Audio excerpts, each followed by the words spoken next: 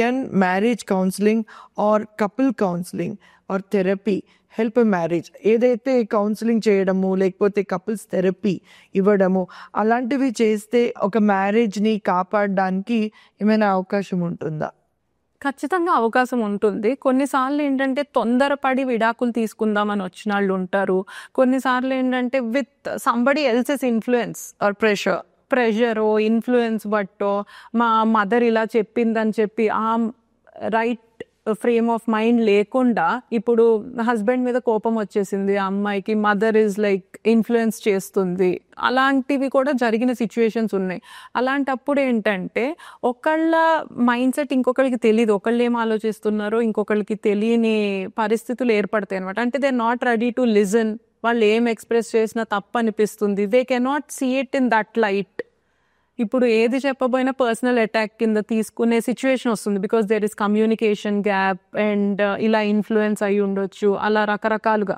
They say this right, 6 ఒకళ్ళకి 6 లాగా కనిపిస్తుంది, నంబర్ 6 ఒకళ్ళకి 9 లాగా కనిపిస్తుంది. సో అలాంటి సిచ్యువేషన్ ఉన్నప్పుడు ఇంకా వాళ్ళు కలిసి ఉండొచ్చు, వాళ్ళకి ఒకళ్ళ మీద ఒకళ్ళకి కొంచెం అభిమానం ఉంది, సాఫ్ట్ కార్నర్ ఉంది.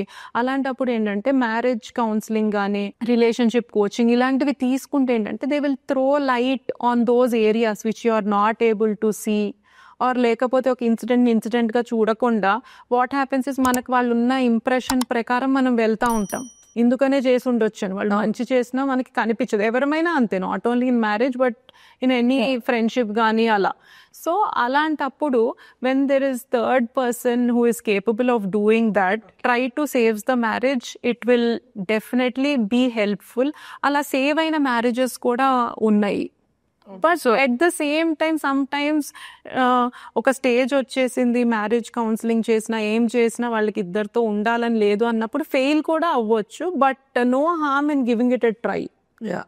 And I know that you have also done couple of courses on counseling and మీరు ప్రతి కేసు ఒకవేళ కౌన్సిలింగ్ చేయాలంటే మీరు ముందుకు వచ్చి ఒక లైఫ్ కోచ్గా చాలా వరకు మీరు కౌన్సిలింగ్ ఇస్తున్నారు మీ cases when you're handling your... Yes, ఎందుకంటే we can't see a marriage breaking కదా, like it is little painful only. And especially ఒక కపుల్ కలిసి ఉండే ఛాన్స్ ఉంది, అంత ముందు లాంగ్ మ్యారేజ్ ఉంది, వాళ్ళు పిల్లలు ఉన్నారు, కలిసి ఉంటే బాగుంటుంది అనుకున్నప్పుడు ఖచ్చితంగా మన బెస్ట్ మనం ఇవ్వడానికి చూస్తాం, వాళ్ళని అడ్వైజ్ చేయడానికి కానీ కౌన్సిల్ చేయడానికి కానీ. Yeah, that is very nice, Kavya.